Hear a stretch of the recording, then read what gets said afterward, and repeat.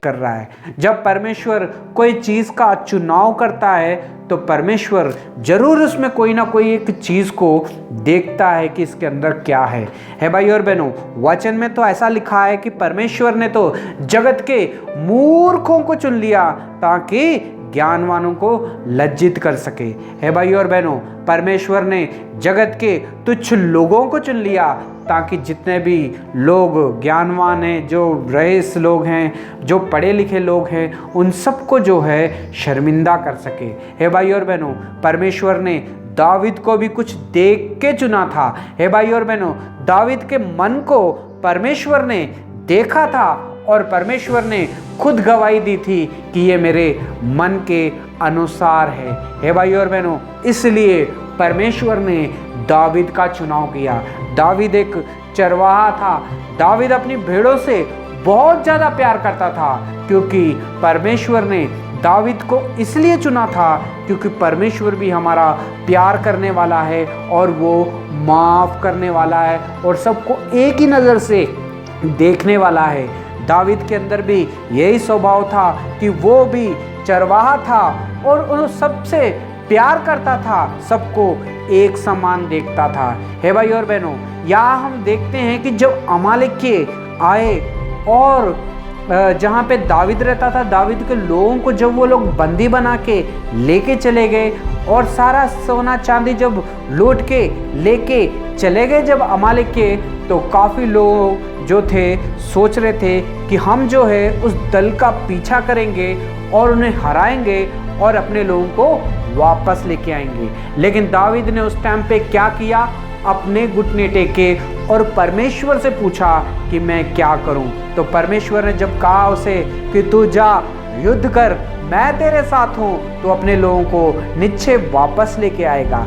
तो भाई और बहनों, दावीद अपने साथ वो 600 सैनिकों को भी लेके जाना चाहता था, लेकिन उसमें से 400 सैनिक जो थे उसके साथ चले दावीद के साथ, मगर 200 सैनिक जो थे वो थक चुके थे। यानी कि लगभग 600 सैनिक थे।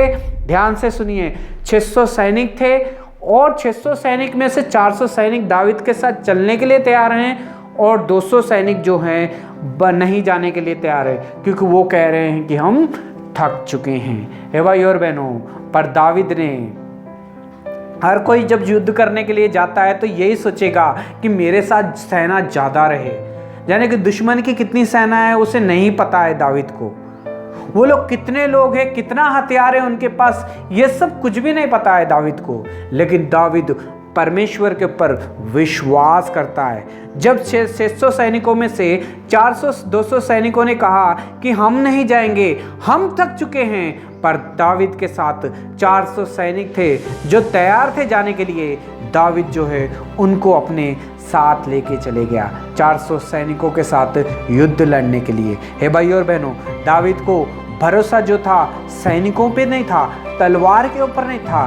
दावीद को भरोसा था कि परमेश्वर ने मुझे कहा है कि जा, मैं तेरे साथ हूँ। हे भाई और बहनों, अगर आप भी कहीं जाते हो कुछ करने के लिए, अगर परमेश्वर आपके साथ है तो भाई और बहनों किसी का साथ लेने की ज़रूरत नहीं है। ये नहीं सोचना है मेरे साथ 10 लोग आएंगे तो अच्छा है, मेरे साथ 20 लोग आएंगे तो अच्छा है, मेरे साथ शहर आएगा तो अच्छा है, मेरे लोग आएंगे तो अच्छा है। हे भाई और बहनों, जब परमेश्वर ने आपको चुन लिया है कुछ काम करने के लिए, तो भाई और बहनों जाहिर सी बात है कि परमेश्वर जो है आपके साथ होगा। हे भाई और बहनों, 600 सैनिकों में से 200 सैनिक थक गए थे, वो युद्ध के लिए इतने तैयार नहीं हुए थे। लेकिन यहाँ पे हम देखते हैं कि दावीद के साथ 400 सैनिक मिलके युद्ध करने के लिए जा रहे हैं। हे भाई और बहनों, जब हम देखते हैं शत्रुओं को तो सामने उसे पकड़ के मारना शुरू कर देते हैं, क्योंकि युद्ध का नियम जो है यही है कि कोई भी मिले उसे मार देना है। लेकिन भाई और बहनों, हम इस युद्ध में देखते हैं कि युद्ध जाने से पहले एक इंसान है जो बीमार है, मगर वो दावीद के दल का नहीं है, वो दुश्मनों के दल का है। दुश्मनों के दल का है मगर वो बीमार है।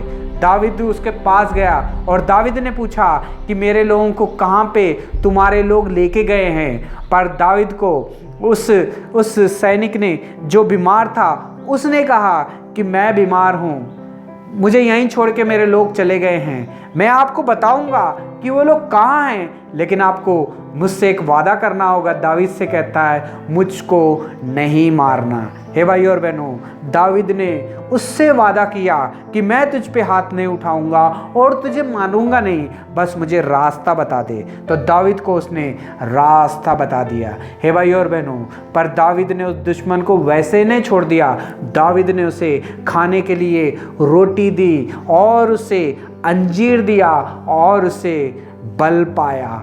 हे भाई और बहनों, आज परमेश्वर इस वचन के द्वारा हमसे बात कर रहा है। जब हमारा